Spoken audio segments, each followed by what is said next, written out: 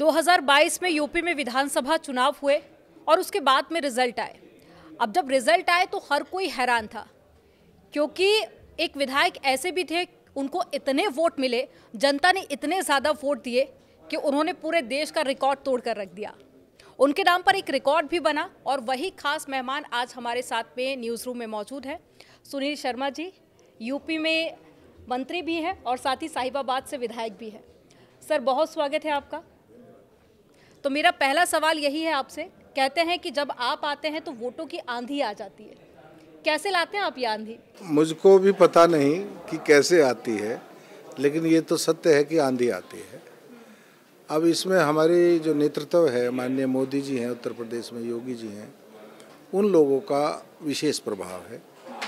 चूँकि मैं एक कार्यकर्ता से आगे बढ़ा हूँ, मैंने बहुत नीचे के स्तर से पार्टी में काम किया, लंबे समय से काम किया, तो वही मेरा स्वभाव है।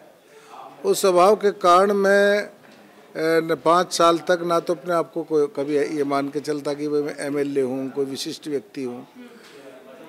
मेरे पास कोई आता है तो मैं रात को 2 बजे भी फ़ोन अटेंड करता हूँ। मैंने आज तक कभी फ़ोन बंद नहीं किया और मैं सबके पास ऐसे ही मिलता जुलता रहता हूँ। उसमें लोगों को, कार्यकर्ताओं को में कहीं ना कहीं ये भाव आता है कि हमारे बीच का है, तो वो ज़्यादा मेहनत करते हैं। आजकल हम देख रहे हैं कि नेताओं में काफ़ी होड़ सी मच गई है जनता से कनेक्ट होने की। आपके लिए कहा जाता है कि आप काफ़ी आसानी से कनेक्ट हो जाते हैं, तो इसके पीछे की आखिर क्या वजह है? मैंने बताया ना कि मैं तो सामान्य तौर पे ही, कुछ लोग ओकेजनली करते हैं, इलेक्शन आया तो, लेकिन मेरा तो ये रूटीन का है। अब आपको मैं बताऊं कि मैंने 1983 में एमए किया था, एमएमएच कॉलेज गाजियाबाद से, ज्योग्राफी से। फिर मैं पीएचडी करने लगा, नहीं, फिर मैंने एलएलबी किया 1986 में। फिर मैं पीएचडी करने लगा, तभी राम जन्मभूमि का आंदोलन शुरू होगा, तो मैं सब कुछ छोड़ करके उसका आंदोलन में हम सक्रिय हो गए और तब से हम लगातार अनुरत काम कर रहे हैं। लेकिन 1983 में मेरी आयु रही लगभग 24 या 25 साल का रहूँगा मैं। उस उम्र के बाद मैंने आज तक सिनेमा नहीं देखा, केवल 4 फिल्म देखी हैं। एक accidental prime minister Manmohan Singh ji पे जो बनी, एक मोदी जी पे बनी, और एक या 2। अब आप 17 और 24, 39 साल में। अच्छा, मनमोहन सिंह जी पे भी मूवी बनी, प्रधानमंत्री नरेंद्र मोदी पे भी बनी, दोनों में से कौन सी पसंद है? नहीं, दोनों देखिएगा, दोनों मोदी जी और उनके विषय में बताया और सच्चाई दिखाने का प्रयास किया दोनों के लिए। और मैं मनमोहन सिंह जी की इज्जत करता हूँ, सम्मान करता हूँ, और मोदी जी एक संघर्ष से निकल करके आए, उन्होंने संघर्ष किया है।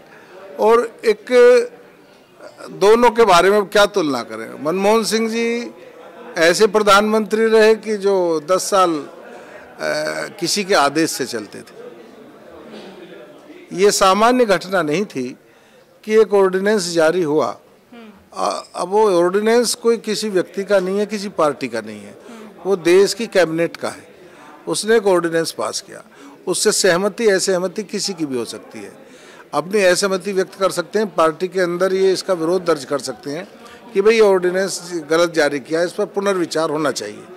लेकिन मीडिया के सामने आकर के ऑर्डिनेंस को फाड़ करके कहा जाए नॉनसेंस ऑर्डिनेंस, तो ये वो व्यक्ति ऑर्डिनेंस नहीं फाड़ रहे, वो देश के कैबिनेट के द्वारा किए गए प्रस्ताव को फाड़ रहे हैं और पूरे देश का और अपने प्रधानमंत्री का अपमान कर रहे हैं। मनमोहन सिंह जी को उसी वक्त रिजाइन करना चाहिए था, लेकिन वो कुर्सी से पे बैठे रहने के लिए उन्होंने अपने सम्मान से समझौता किया। दूसरी तरफ मोदी जी अपने सम्मान से कहीं समझौता, देश के सम्मान से, देश के नागरिकों के सम्मान से, एक एक व्यक्ति के सम्मान की रक्षा करते हैं और खुद निर्णय लेते हैं, अपने सहयोगियों के साथ मिलकर के निर्णय लेते हैं, और जो भी निर्णय होता है वो दृढ़तापूर्वक होता है। इसी का परिणाम था कि उन्होंने सर्जिकल स्ट्राइक और एयर स्ट्राइक जैसे कठोर डिसीजन लिए, जिसकी उनसे पहले किसी की हिम्मत नहीं हुई लेने की। तो सर, राजनीति की बात करेंगे हम लोग, लेकिन मैं चाहूँगी आप ये बताइए कि आपके राजनीति की शुरुआत कहाँ से हुई थी, नेता नगरी में कैसे आया? मैंने बताया ना कि मैं तो गांव में मेरी की एजुकेशन जो ग्रेजुएशन है वो मैंने अपने गांव से की। मेरा गांव जिला गाजियाबाद में ही मोदी नगर से 10 किलोमीटर पश्चिम में है, पतला नाम है उसका, अब टाउन एरिया है। वहीं से मैंने इंटर पास किया, इंटर साइंस से किया, फिर बीए पास किया वहीं से। बीए पास करने के बाद चूँकि मुझे ज्योग्राफी से एमए करना था तो मैं गाजियाबाद पढ़ने के लिए आया और एमए ज्योग्राफी से मैंने एमएस कॉलेज गाजियाबाद से किया। एमए सामाजिक गतिविधियों में रहने की रुचि पहले से ही थी। संघ का स्वयंसेवक मैं बाल्यकाल से था। मेरा परिवार आरएसएस से, मेरे पिताजी 1942 से जुड़े हुए थे, तो आरएसएस का जो डीएनए है वो मेरे खून में है, उससे हम जुड़े। इसी बीच एमए कर लेने के बाद मैं लॉ कर रहा था, तभी ये राम जन्मभूमि आंदोलन शुरू हो गया था।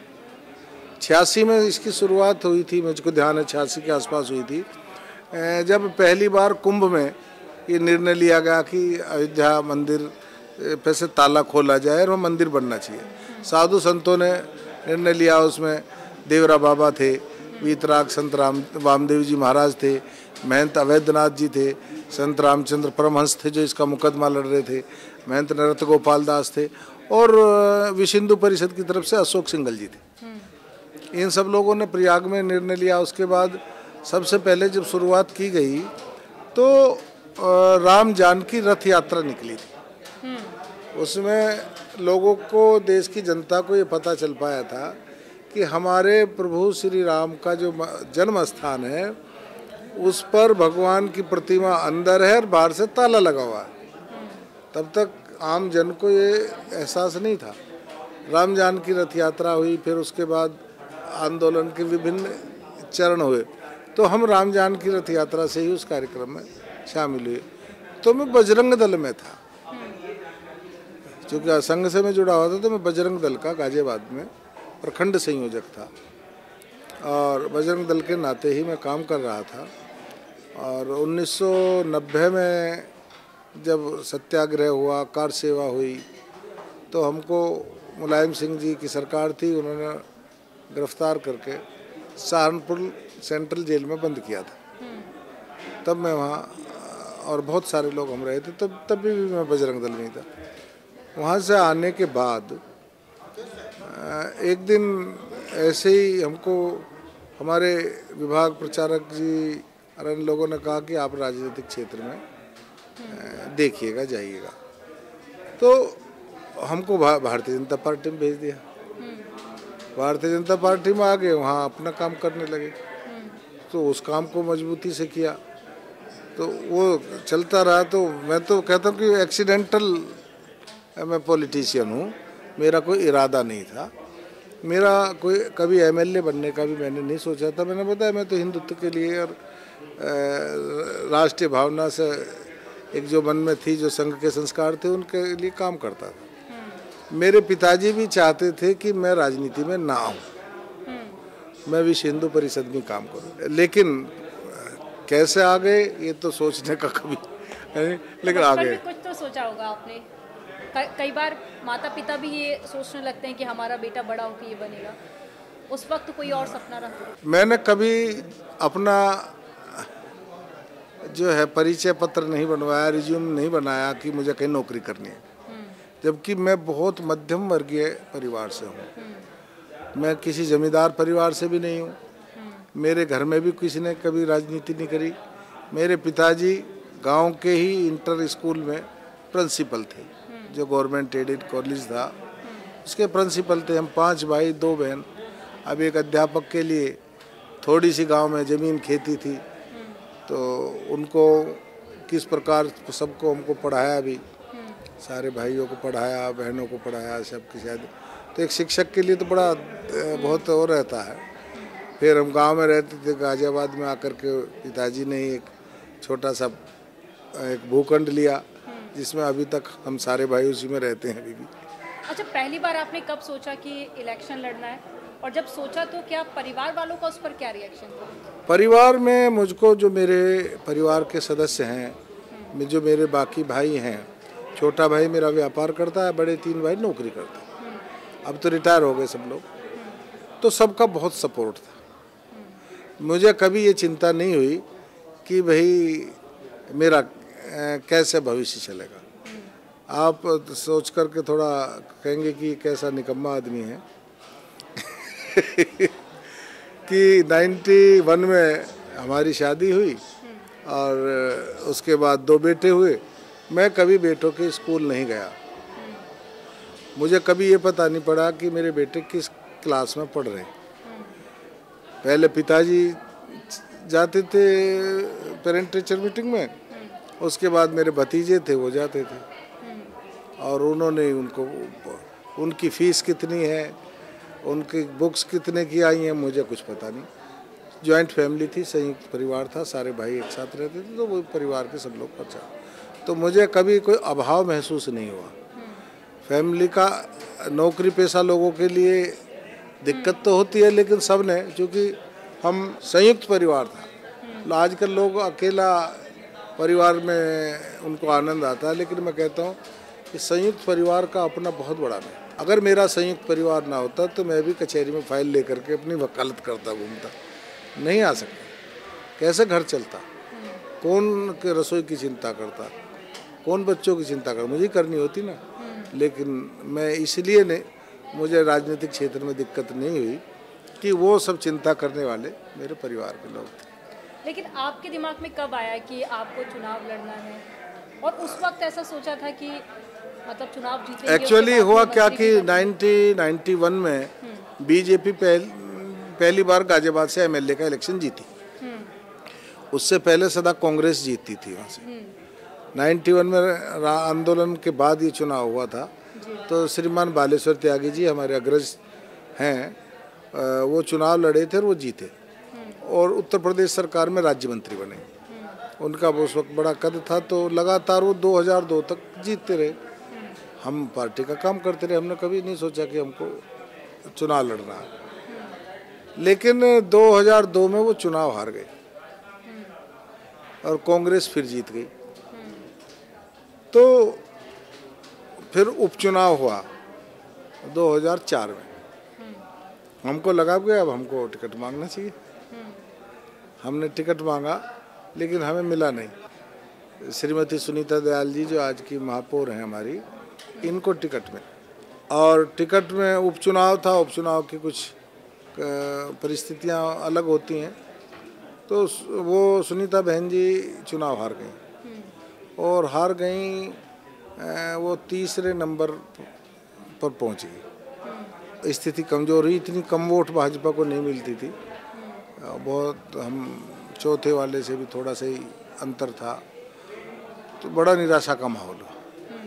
पहले हम विधानसभा हारे, फिर 2004 में पार्टी लोकसभा हार गई। जिस व्यक्ति ने विधानसभा जीती थी वो लोकसभा जीत गया। फिर उसने विधानसभा खाली करी तो उपचुनाव हुआ, तो फिर हम विधानसभा, 3 चुनाव लगातार पार्टी हार गई। तो 2007 में फिर जनरल इलेक्शन हुआ। जो उस वक्त लीडरशिप थी वो सब लोगों से मिलते जुलते रहे, पारिवारिक माहौल था, रहता था। तो हम आज कल्याण सिंह जी थे, आदरणीय केसरीनाथ त्रिपाठी जी थे, आदरणीय लालजी टंडन जी थे, रामान्य राजनाथ सिंह जी थे, ये सब लोग थे। तो पार्टी ने तय किया कि भाई कि सुनील शर्मा को चुनाव लड़ाया जाए। अच्छा, मैं चूँकि लगातार पार्टी के लिए काम करता था, संगठन के लिए काम करता था, किसी से मेरा कोई विवाद नहीं था, या तो मुझे उसका लाभ मिला कि 2007 में पार्टी ने मुझे टिकट घोषित किया। मैंने मांगा था 2004 में, जब मुझे नहीं मिला था, और पार्टी जब तीसरी बार हार गई, तब मुझको 2007 में चुनाव में कैंडिडेट बनाया। बहुत अच्छा इलेक्शन हुआ मेरे सामने। और जैसे जातिगत समीकरण होते हैं ना इलेक्शन में, तो जातिगत समीकरण मेरे अनुकूल नहीं बैठ रहे थे, क्योंकि हमारे सामने लड़ रहे थे बीएसपी से श्रीमान सुरेश बंसल जी, स्वर्गीय हैं, हो गए वो, बेचारे नहीं हैं, बड़े अच्छे आदमी थे। तो वो मेरे सामने इलेक्शन लड़ रहे थे, उनकी छवि उनकी भी अच्छी थी, और अकेले वैसे थे। मैं लड़ रहा था, मेरे सामने दो मजबूत ब्राह्मण और लड़ रहे थे। एक श्री सुरेंद्र कुमार मुन्नी जो उस वक्त के सिटिंग विधायक थे, वो लड़ रहे थे कांग्रेस से, और जो अमरपाल शर्मा अपने निर्दलीय के रूप में चुनाव लड़ रहे थे, उनकी स्थिति भी घोड़ा वगैरह में ठीक अच्छी मजबूत थी। और एक सुखबीर शर्मा लड़ गए देहात क्षेत्र से। तो 3 ब्राह्मण मेरे सामने और खड़े थे। तो ये था कि, और एक पंजाबी समाज से हरीश नागपाल जी उस वक्त पूर्व सांसद थे, वो अमरोहा से सांसद रहे थे, वो खड़े हो गए। तो ये सब लोग ये कहते थे कि भाई भाजपा का जो वोट है वो तो बुरी तरह से बट जाएगा, ब्राह्मण 3 जगह बट जाएंगे और पंजाबी उस पर चले जाएंगे हरीश नागपाल पर, और ये जो है वैश्य अकेला है तो वैसे इसको सारे मिल जाएंगे और बीएसपी का वोट मिल जाएगा, यही जीतेगा। मुझको यही इतना था कि मैं जीतूंगा कि नहीं जीतूंगा, भाई इलेक्शन लड़ना, पार्टी ने कहा लड़ेंगे भाई, जो भी होगा देखा जाएगा। लेकिन उस चुनाव में मुझे 2 अनुभव बहुत हुए। तो कार्यकर्ता की जो ताकत है उसका एहसास 2007 के चुनाव में, कि ऐसी विपरीत परिस्थितियां होने के बावजूद कार्यकर्ताओं को ये लगा कि साहब चुनाव सुनील शर्मा नहीं लड़ रहे, हमारा इलेक्शन है। और मेरे पास पैसा भी नहीं था। जब मैं टिकट मांग रहा था तो मेरे पिताजी आज है नहीं, स्वर्गीय हैं, वो मुझसे रोज कहते थे भाई मैं तो भगवान से प्रार्थना कर रहा हूँ तुझे टिकट नहीं मिलना चाहिए। पर उनका पिताजी ऐसा कहूँगा टिकट मिल जाएगा तो क्या घर बेच के चुनाव लड़ेंगे। फिर जब टिकट मिला तो उनका क्या रिएक्शन था? वो सीधे मंदिर गए, मैं घर पे नहीं था, तो वो सीधे मंदिर गए, भगवान के सामने कहा हे प्रभु तुमने क्या करा, अब कर दिया तो आप ही संभालोगे। ईश्वर भक्त थे, बहुत कर्मयोगी व्यक्ति थे।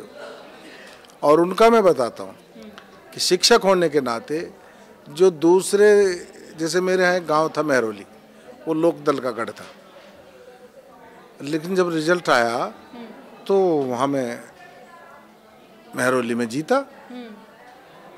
मैंने कहा भाई यहाँ कैसे जीत गया भाई, यहाँ मेरा वोट। महरौली के ब्रजपाल तेवतिया लोकदल से लड़ रहे थे, मुरादनगर से चुना उस गांव के नेता। मैंने कहा यहाँ तक तो ब्रजपाल इस गांव का नेता है और मैं यहाँ कैसे, यहाँ तो मैंने उम्मीद ही नहीं करी थी मैं जीतूंगा। तो मुझे पता चला कि उस गांव में बहुत सारी लड़कियां कहेंगे हम तो बुजुर्ग होंगी, कोई जवान होंगी, कोई बुजुर्ग होंगी।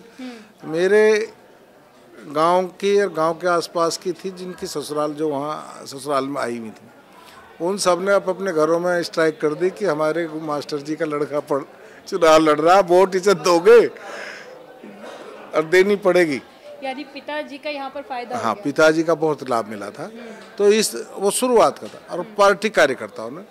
और मैं 2007 में भी लगभग 28,000 वोट से 27,000 समथिंग थी। उस टाइम आपके फादर की क्या रिएक्शन थे?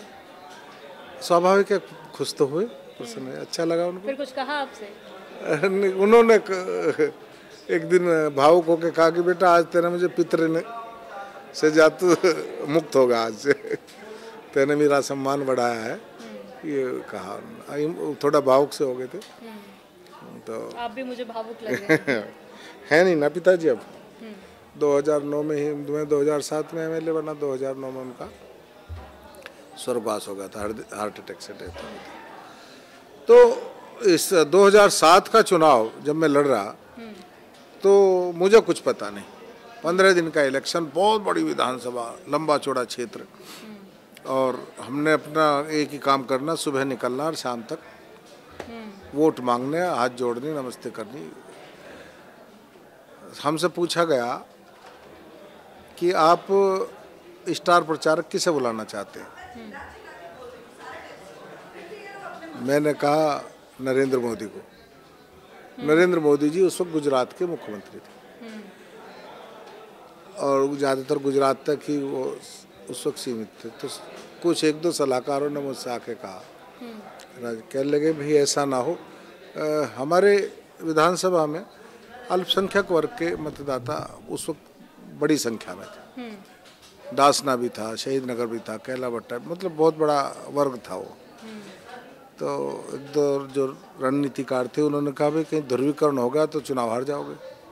मैंने कहा इसकी चिंता नहीं है मुझे, जो भी होगा, लेकिन मैं चाहता हूँ मोदी जी मेरे इलेक्शन में आए, और अच्छी बात ये रही कि मोदी जी आए।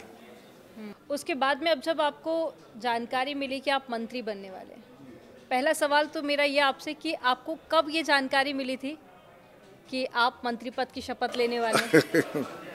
ये तो मुझे उस दिन एहसास था कि भाई आज, एहसास नहीं, सूचना थी कि आज मंत्रिमंडल का विस्तार होना है। लेकिन मेरी जानकारी ये भी थी कि बहुत छोटा मंत्रिमंडल का विस्तार, बहुत छोटा होगा, कुछ लोगों को लिया जाना है, बाकी इस तरह का है। तो हम लोग को नहीं था कि भाई हमारा नंबर होगा, सच बात तो ये है। इसलिए अगर ये मुझे एहसास होता तो मैं लखनऊ जाके बैठता। मैं तो अपने गाजियाबाद राजनगर के आवास पे था। उस दिन जो मिलने वाले लोग हैं, कहाँ सुबह को जो जनता आती है, वो लोग ज़्यादा आ गए।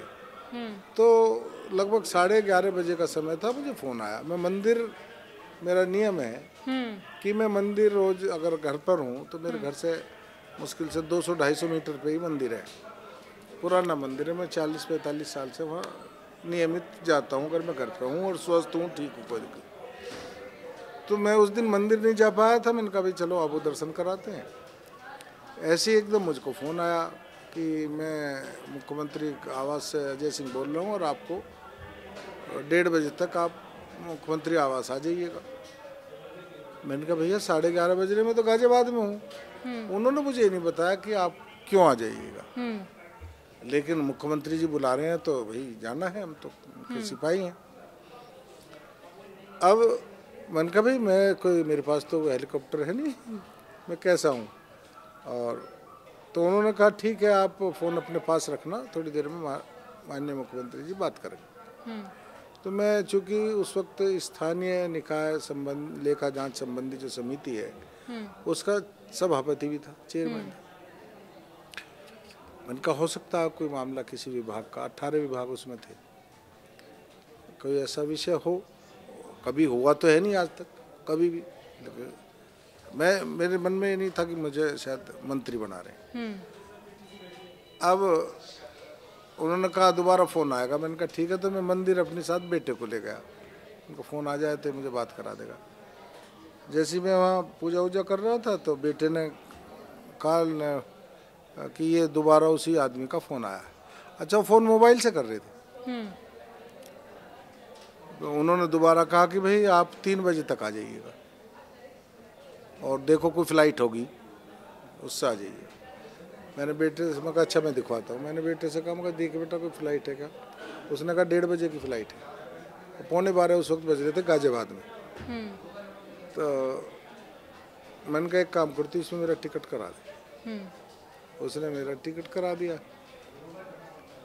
अब जब मैं मंदिर से वापस घर चला तो मुझे लगा, मैंने कहा यार सीएम हाउस से फ़ोन आता तो लैंडलाइन से आते, मोबाइल से कहीं ऐसा तो नहीं कोई मुझे ऐसे ही मैं पहुंचूं, मुख्यमंत्री जी ने मुझको बुलाया और वहाँ पता चला कि भाई आपको लगा आपके साथ प्रैंक हो रहा है। हाँ, कुछ मतलब कोई मजाक तो नहीं कर रहा है। तो मैंने बेटे से कहा, मेरा भतीजा है, वो एडवोकेट है, मैंने कहा यार विक्रांत जरा तुम एक काम करो, इसमें सीएम ऑफिस का नंबर है रेजिडेंस का, वहाँ फ़ोन मिलाओ और मेरी बात कराओ। और मैं तब तक अपना कपड़े वपड़े चेंज करने लगा। तो वो फ़ोन मिल गया तो उन्होंने दिया। मैं कहा भैया सुनील शर्मा बोल रहा हूँ। तो वही सज्जन बैठे थे, अजय सिंह, कहने लगे अभी आप चले नहीं हो क्या? मैंने कहा भैया मैंने टिकट करा लिया और मैं निकल रहा हूँ। तो ये कन्फर्म होगा कि मुख्यमंत्री हाउस से मुझको बुलाया। लेकिन तब तक भी मैं ये नहीं सोच पाया कि मुझे मंत्री बनाने के लिए बुलाया। जब मैं रास्ते में था तो मुझे कई कार्यकर्ताओं के फ़ोन आए। मेरे कार्यालय प्रभारी हरीशचंद्र शर्मा जी, उनका फ़ोन आया कि भाई साहब टीवी पे पट्टी चल रही है कि आपको मंत्री बनाया जा रहा। तब मैं समझ पाया कि उनको इसलिए बुला रहा। तो मैंने और फिर तेज़ी से प्रयास किया, किसी को फ़ोन किया। मैंने कहा मेरा टिकट है, ज़रा बोर्डिंग पास निकलवा लो, टाइम नहीं लगना चाहिए, वेब चेकिंग हो नहीं पा रहा था। और टिकट लिया। खैर मैं फ्लाइट में घुसने वाला, मैं अंतिम व्यक्ति था। मेरे घुसते ही उन्होंने दरवाज़ा बंद किया और चले गए। हम 3:15 बजे पहुंच गए मुख्यमंत्री जी आवास। मुख्यमंत्री जी ने हमको बताया कि भाई आज हम विस्तार कर रहे हैं और उसमें ये निर्णय किया कि आपको भी मंत्री बनाया जाएगा। हमने कहा महाराज जी आपका बहुत धन्यवाद, बहुत आशीर्वाद, आपने हमको बनाया और हम पे विश्वास किया। मैं प्रयास करूँगा कि मैं निष्ठा और ईमानदारी के साथ इस जो जिम्मेदारी मुझे सौंपी गई है इसका निर्वाह करूँ। तो कह लगे ठीक है, आप 4:45 बजे राजभवन आ जाइए। मैंने कहा जी, उनका आपके साथ कितने लोग हैं? मैंने कहा साहब अकेला हूँ। तो उन्होंने फिर कह लगे अपने स्टाफ को कहा कि भाई इनका ना गाड़ी का नंबर नोट करा दीजिए राजभवन पे और इनका नाम वाम, ताकि कोई दिक्कत ना हो। खैर हम पहुँच गए, शपथ ले ली। तो जिस दिन मैंने शपथ ली तो मेरे साथ कोई ऐसा नहीं था। मेरे मामा का लड़का वहाँ सर्विस करता, मैंने उसको बुलाया। मैंने कहा मोबाइल पकड़ने वाला तो कोई साथ चाहिए। तो वो मेरे साथ गया बैठ करके और तब हमने शपथ ली। शपथ लेने के बाद तो गाजियाबाद से बहुत सारे लोग पहुँच गए थे। तो इससे मुझको 2 बातें मेरे दिमाग में आई कि एक तो ये काम भारतीय जनता पार्टी में संभव है कि जो आदमी ना तो कोई प्रयास कर रहा। ये सारी कहानी मैंने इसलिए बताई कि मेरा मंत्री पद प्राप्त करने के लिए मेरे कोई एफर्ट्स नहीं थे। इन घटनाक्रम से अगर जरा से भी एफर्ट्स होते तो मैं लखनऊ में होता। मैं गाजियाबाद था, घर पे था, सामान्य तरीके से था और मैं तब भी ये विश्वास मुझे नहीं हो रहा था कि भाई मुझे उनका। लेकिन ये भारतीय जनता पार्टी ऐसी पार्टी है जिसको हमेशा ये रहता है कि भाई कुछ कार्यकर्ता को कहाँ कब क्या काम देना है, अब चलिए बिना किसी सिफारिश के। हाँ, अब आपने बीजेपी का यहाँ पर जिक्र किया तो राजनीति से जुड़े हुए कुछ सवाल मैं आपसे करूंगी। बीजेपी का नारा है 80 में से 80 सीटें। जी, ये कैसे संभव हो पाएगा? रायबरेली सीट आप लोग कभी जीते नहीं, मैनपुरी की बात करें तो भी हम कभी 2 थे और अब हम कितने हैं? जैसे हम 2 से यहाँ तक पहुँचे हैं ऐसे ही हम 80 सीट जीते। चाहे रायबरेली हो, अभी रायबरेली से गांधी परिवार से कोई लड़ने के लिए तैयार नहीं है ना।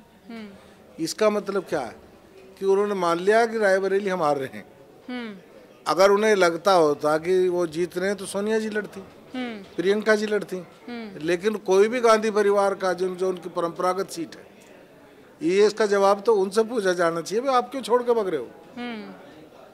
हम तो मैदान में तैयार हैं। हमारा कोई भी व्यक्ति वहाँ जो भी पार्टी ने जिसे घोषित किया होगा वो लड़ेगा और 100% जीतेंगे। अब रामपुर, मुरादाबाद, संभल, इनको समाजवादी पार्टी अपना गढ़ मानती थी। रामपुर हम उपचुनाव जीते और आज हालत ये है कि सपा में कोई लड़ने वाला नहीं है। समाजवादी पार्टी वाले कह रहे हैं अखिलेश जी आओ लड़ो, अखिलेश जी कह रहे हैं नहीं मैं नहीं लड़ूंगा, भग रही वहाँ से। तो ये मतलब प्रत्यक्ष दिख रहा है कि भारतीय जनता पार्टी 80 सीटें जीत रही है। लेकिन विपक्षी पार्टियों की तरफ से कई आरोप लगाए जाते हैं।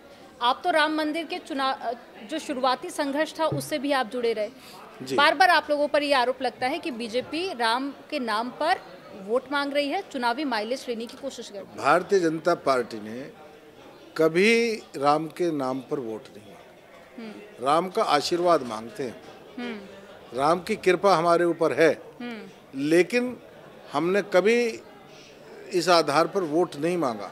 शुरू से अटल जी के समय, अडवाणी जी के समय, मोदी जी के समय हमने सदैव ये कहा कि राम मंदिर हमारी आस्था का विषय। अब तो आपने टीवी के राम को भी उतार दिया है चुनावी मैदान में। नहीं, वो वहाँ के स्थानीय नागरिक हैं, मेरठ के रहने वाले हैं, वहीं से उन्होंने शिक्षा प्राप्त की है तो और भारतीय जनता पार्टी की सदस्यता ली है तो उनको दिया है टिकट। अरविंद केजरीवाल को लेकर भी कई सारे सवाल उठे। ईडी, सीबीआई को लेकर आप भी सुनते होंगे, विपक्षी पार्टियां सवाल उठाती हैं कि एक तरफ से जो विपक्षी नेता हैं उनको डराया जा रहा है, धमकाया जा रहा है। देखिएगा, केजरीवाल और उनकी पार्टी उन्होंने एक सबसे बड़ा ये किया है काम कि अब अपने आप को कोई ईमानदार कहने से डरेगा, क्योंकि ईमानदार ऐसे होते हैं, अब ये सब लोग देख रहे हैं। ईडी पर सवाल उठाते हैं लोग या सीबीआई पर सवाल उठाते हैं, हम मान लें उनका सवाल ठीक है, लेकिन वो ईडी और सीबीआई पे ही सवाल नहीं उठा रहे, फिर वो भारत की न्यायपालिका पे सवाल उठा रहे। भाई ईडी गिरफ्तारी तो कर सकता है, कोर्ट जमानत दे देगी, कोर्ट से जमानत क्यों नहीं मिल रही है? ना संजय सिंह को मिल रही है, ना मनीष सिसोदिया को मिल रही है, ना केजरीवाल को मिल रही है। सत्येंद्र जैन को अंतरिम मिली थी, वो सुप्रीम कोर्ट ने खारिज कर दिया है।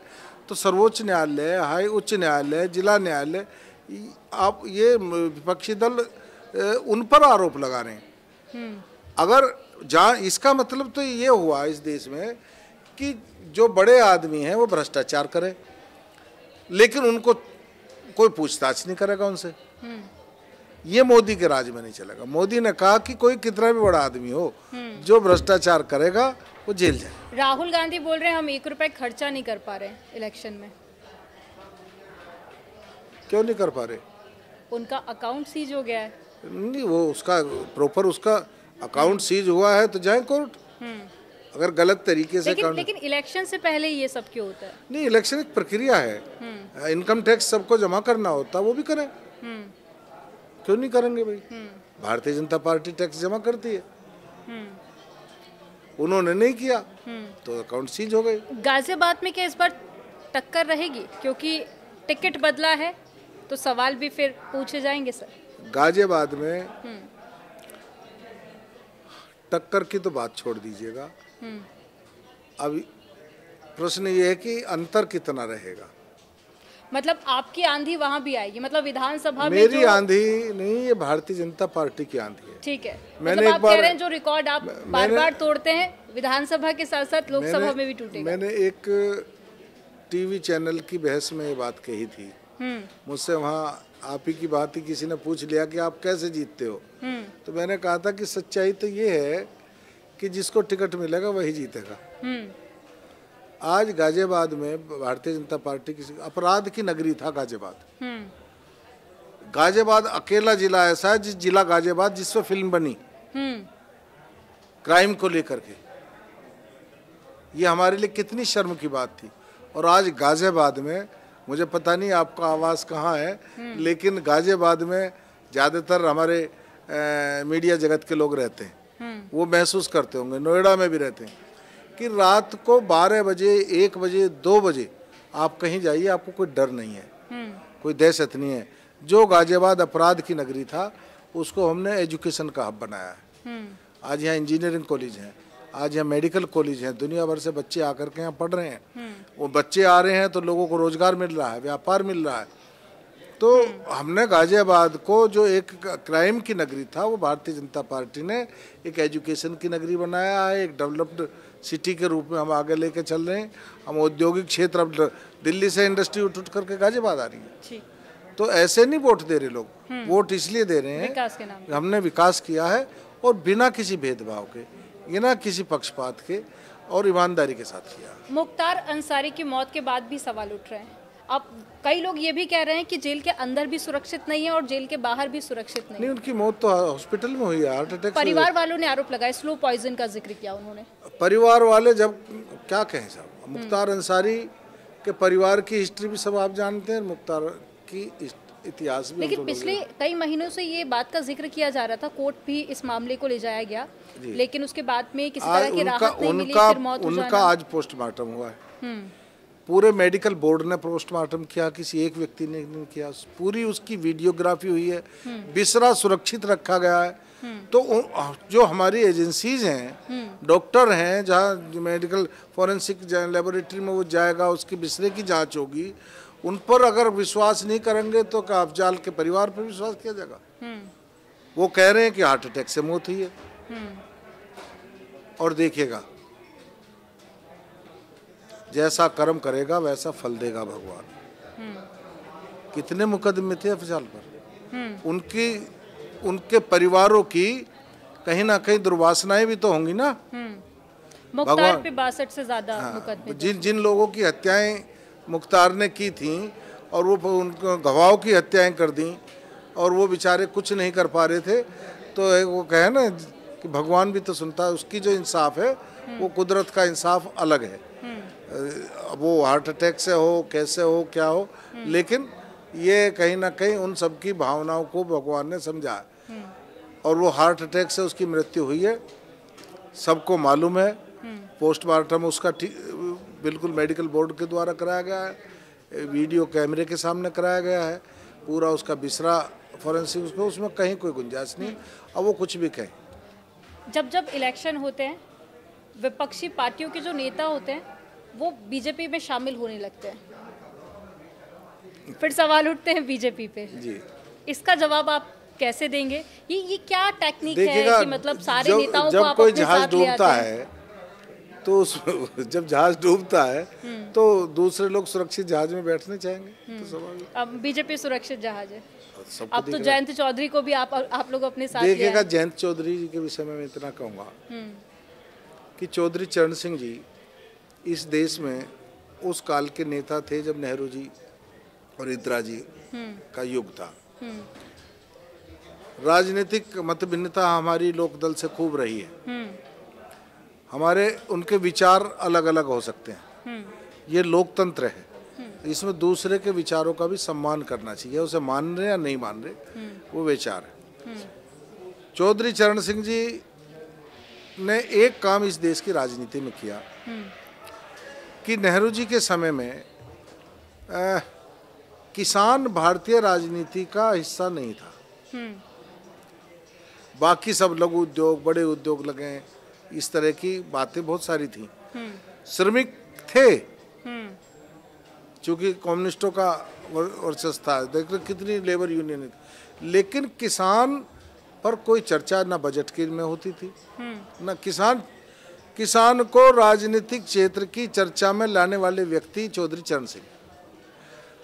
उन्होंने किसानों को राजनीति में और सत्ता में और संसद में किसान की समस्या को उठाया, और लंबे समय आज़ादी के समय से उन्होंने फ्रीडम फाइटर भी थे, काम किया। मेरे तो गाजियाबाद शहर में रहे हैं वो, गाजियाबाद शहर में रहे, वकालत भी की उन्होंने।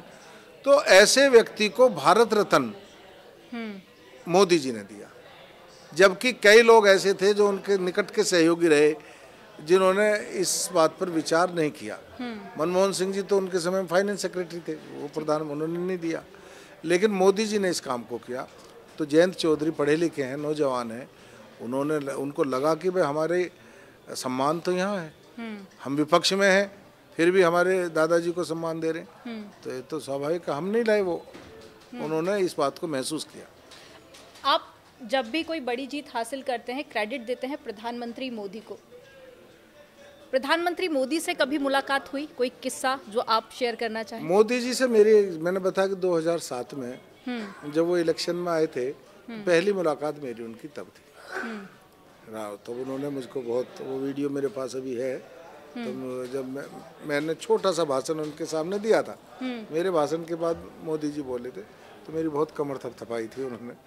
पता नहीं, मैं उस दिन कुछ ही मिनटों में बड़ी स्पीड से बोला, मेरा गला भी थोड़ा ख़राब था, लेकिन मैं कुछ ठीक बोल गया ऐसा लगता है। तो उन्होंने मेरी बहुत कमर थपथपाई, और उसके बाद फिर मैं उनसे एक बार इंदौर में राष्ट्रीय अधिवेशन था, तो वहाँ एक बिल्कुल गांव की तरह से टेंट लगा करके सब लोग उनमें रहे थे, तब मैं मोदी जी के टेंट में गया था, और तो उनसे तब मुलाकात हुई।